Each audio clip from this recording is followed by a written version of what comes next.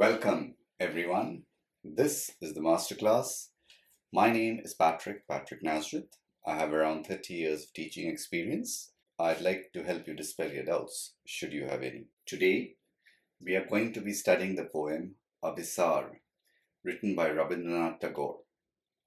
This poem has been translated from the Bengali by Tagore himself, and he has called it The Tryst in English. Rabindranath Tagore was born May the 7th, 1861 in Calcutta.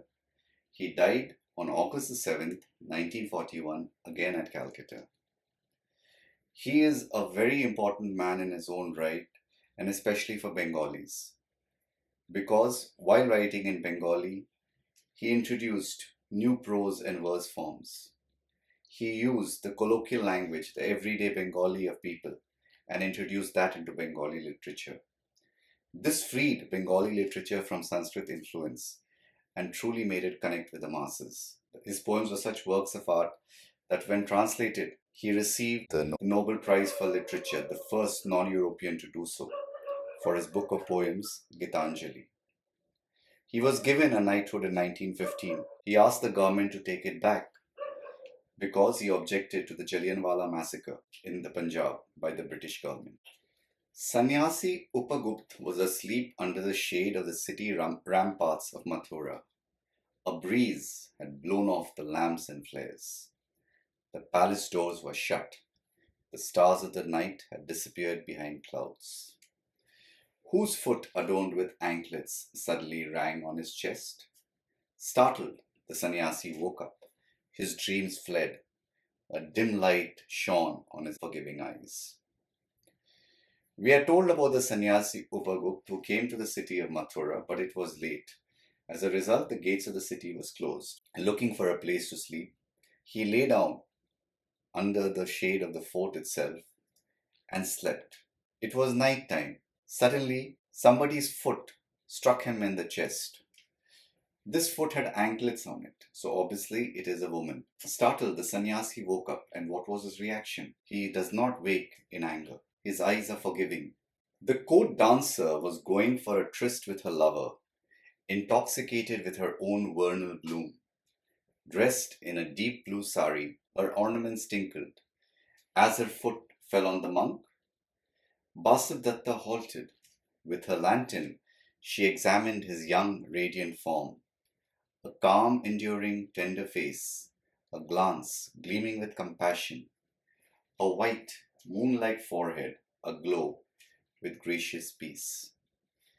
We are now given the identity of the person who struck the sannyasi on the chest. Must have been a mistake. It was dark. She couldn't see where she was going. In any case, she was in a hurry. She was off to meet her lover. She was in the fullness of youth. She was dressed beautifully, adorned with ornaments. And she knew that she looked young and beautiful. So she was full of pride. Her foot hit the monk and she halted, surprised. She lifted up her lantern and she examined what had happened. And she saw this man, his face so calm. In his eyes, no anger, only compassion. His face shone with peace and calmness. The woman spoke in a gentle voice, her eyes drooping with embarrassment. Pardon me, O youthful one. I will be grateful if you come to my home. The ground here is hard and rough. This is not the right place to sleep. The sannyasi responded with kind words. It is not yet time for me to visit, O graceful one. Please go your way in prosperity. When the time is right, I will myself come to your bar. She spoke gently. She was ashamed at what she had done, and she asked for his forgiveness. And she extended an invitation for the sannyasi to come to her house because she said, the ground here is rough. I would not like you to sleep here. The sannyasi answered that it was not his time to come with her. But he said, don't worry.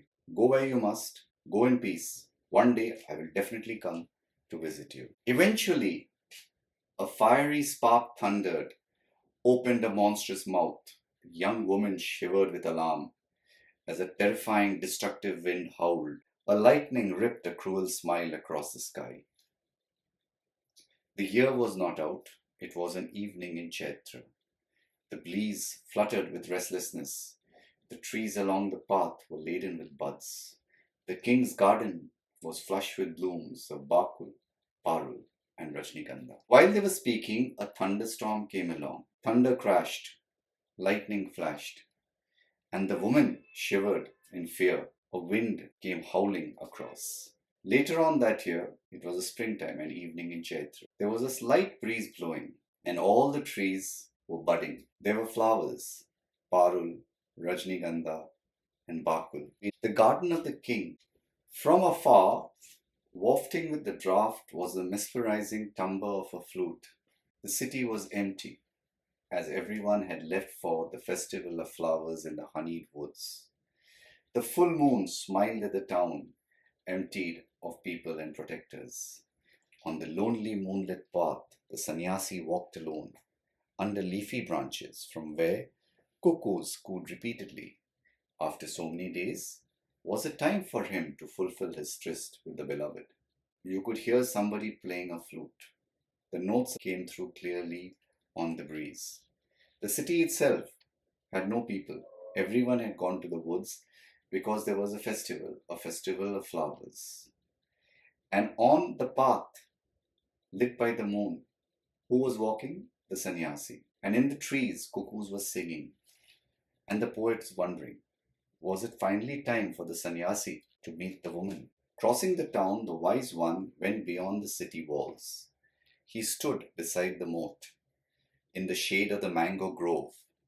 Who was that young woman lying near his foot? Her body was blistered with sores from a deadly disease. As she darkened with the blight, the citizens threw her out beyond the city moat, fearing the poison within her.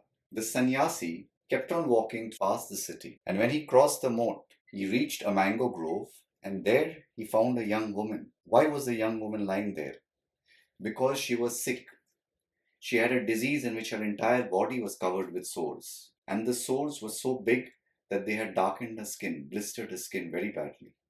Seeing that, the townspeople had thrown her out because they were frightened that the disease that that person had would be transmitted to one of them. The sannyasi sat down by her and put her stiff head on his lap.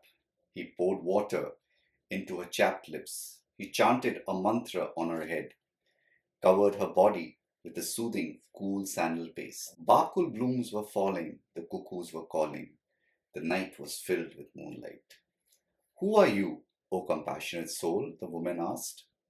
The sannyasi replied, Tonight is that time, O Basadatta. I have come for our tryst. The sannyasi goes to this woman. She is lying on the ground covered with sores. He lifts her head, puts it on his lap, pours water onto lips that have been dry. He chants mantras over her. He takes some sandalwood paste and covers her body with it so that her body begins to feel cool. The atmosphere is described. Flowers of bakul were dropping from the tree. Cuckoos were calling in it. The world was bathed in moonlight. When the woman opened her eyes and asked, Who are you that is helping somebody like me, somebody whom everybody else has thrown out? And the sannyasi answered that I have come to meet you because I had promised you, Vasadatta, that I would come. What are the themes of the poem then? First, compassion. Essentially, what is true compassion? You contrast the meetings between the two. The woman, by mistake, stepped onto the sannyasi.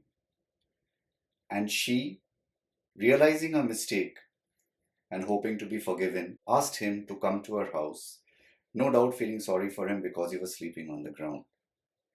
She was young and beautiful, he was also young. On the other hand, when the sannyasi met the woman, she had been thrown out by everyone who knew her, and she had no one to even look after her, and this man went up to her and looked after her.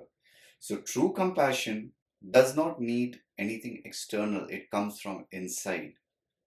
Doesn't matter whether you are good looking or ugly, doesn't matter if you're rich or poor. If you have a compassionate soul, it will come out. The second theme, how destiny and time change everything. Once, just about a year back, this woman was beautiful. She was young. And now what has happened to her?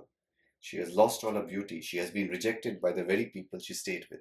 How time can transform your fortune. So the poet is trying to help us understand that if today you are by any chance wealthy, or you are by any chance in a position to help somebody, do so. You never know when you might need help. You never know when your luck will change.